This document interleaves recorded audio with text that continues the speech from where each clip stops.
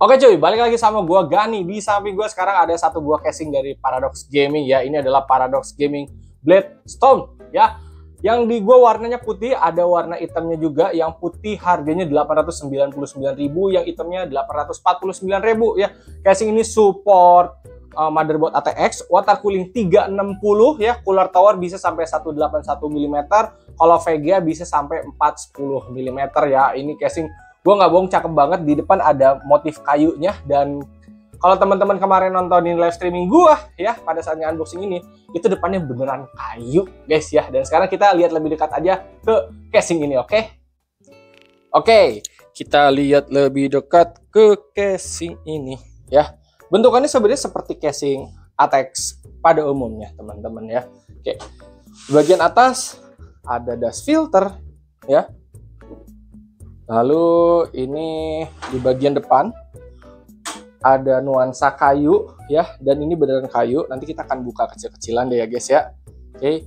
Terus untuk port-portnya, power, reset, jack audio, type C, USB 3, USB 3 ya. Ini portnya udah mantep ya.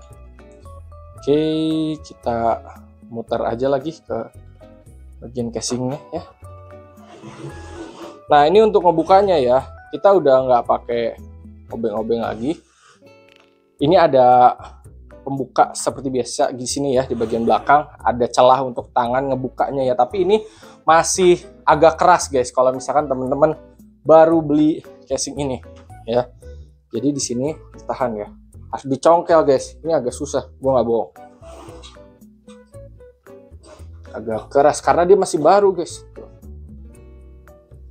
Nah ya, intinya dia ada penguncinya seperti ini ya, ada dua kunci di bagian sini dan sini, ini dan sini ya, dua di kiri, dua di kanan ya. Dan tempered glassnya tebal ya, jadi worth it untuk harganya di 899 guys.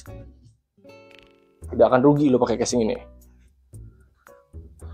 Oke, dia support motherboard ATX, micro dan mini. Dan kalau gue lihat ya, ngelihat celah lubang begini ya, ini ya lubang bautnya, terus di sini ada lubang di sini ya.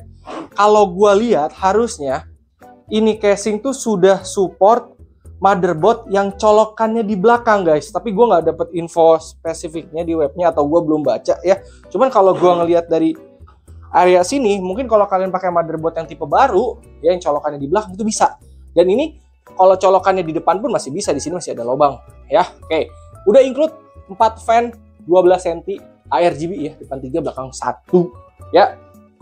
Jadi kalau rakit ini disaran pakai water cooling aja 360 di atas, sama nambah 1 fan di bawah ya. Oke, terus kita putar guys ya ke area belakang seperti ini ya. Fan ada 7 slot, ada power supply ATX ya. Ini ngebukanya juga sama ya. Oke, untuk ngebuka side panel ini lebih gampang daripada tempered glass ya. Gue ngerti, karena yang tempered glass kan kaca ya. Kalau dibukanya gampang kebuka kayak gini, takutnya pecah gitu. Jadi dibikin lebih kuat yang tadi. Oke, ini juga tebal side panelnya ya. Oke, kita lihat. Oh ya sebentar, di bagian samping di sini katanya dia tuh support water cooling 360 ya. Cuman gua rasa ngapain naro water cooling di samping gitu ya, karena nggak ada sirkulasi juga. Jadi water cooling udahlah di atas aja guys, biar nggak pusing gitu kitanya. Tulisannya side water cooling bisa 360, tapi gua ngerasa kayaknya kalaupun mau masang daerah sini lebih better pasang di depan menurut gue ya. Oke, tapi itu selera sih. Cuman kalau buat gue di casing ini water cooling 360 aja di atas. Oke ya. Di sini bisa buat SSD SATA 2,5 ya. Oke. Kayaknya untuk hard disk di sini udah nggak ada tempatnya teman-teman ya. Tapi kalau mau maksa mungkin bisa di depan ya. Gue senang dari casing ini adalah finally akhirnya gue menemukan casing putih dengan colokan kabel front panel semuanya putih. Biasanya hitam guys. Ini akhirnya kita dapat yang putih ya. Fan RGB dan segala colok-colokannya udah putih. Bahkan USB 3 ini pertama kali gue lihat ada yang putih ya. Type C-nya udah putih. Ini front panel dan audio dan kawan-kawannya udah putih. Ini front panelnya udah nyatu ya. Nggak misah kayak HDD LED, reset power dan kawan-kawan. Nggak. Udah tinggal colok. Ya. Oke. Untuk kabel manajemen udah lega di sini ya. Segala ada lubang-lubangnya di sini. Bahkan sampai di belakang pun, misalkan lu nyolok dari sini, ini bisa dirapin di kabel sini. Ya intinya untuk per kabel-kabelan dia aman. Oke, bagian bawah ini dust filter beneran lebar banget, gede ya, jadi nggak perlu pusing soal debu.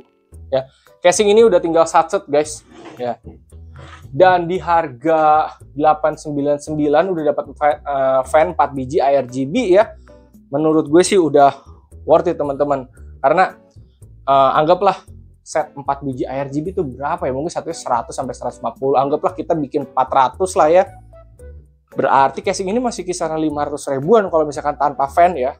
Tapi gue pribadi prefer yang udah ada fan-nya aja. Jadi mungkin kalau kedepannya mau lebih rapi bisa pakai controller ARGB. Tapi kalaupun nggak mau pakai controller, ini udah DC chain ya, udah yang sambung menyambung, enak ya. Oke, kita akan lihat bagian depannya ya. Ini bisa dibuka guys ya, yang bagian yang kayu ini.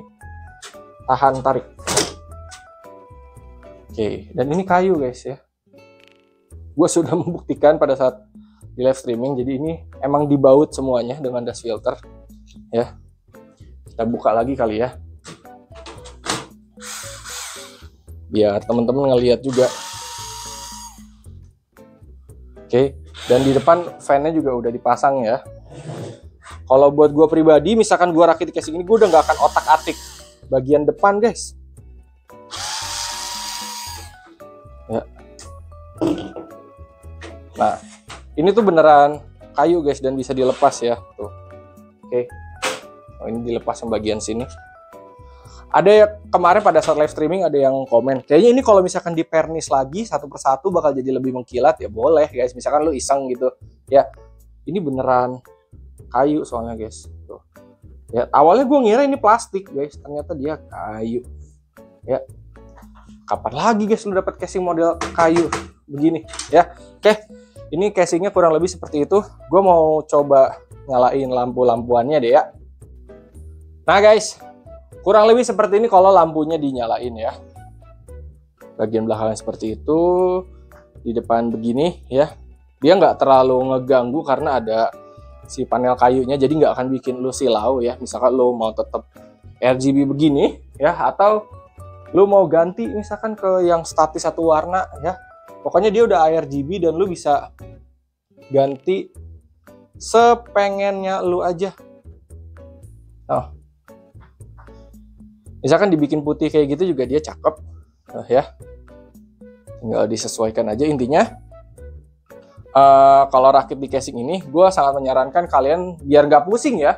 Motherboard ATX, water cooling 360 di atas sama fan di bawah satu ya. Kalaupun nggak naruh fan di bawah sini ya, lu taruh action figure juga nggak apa-apa ya. Itu juga udah cukup ya.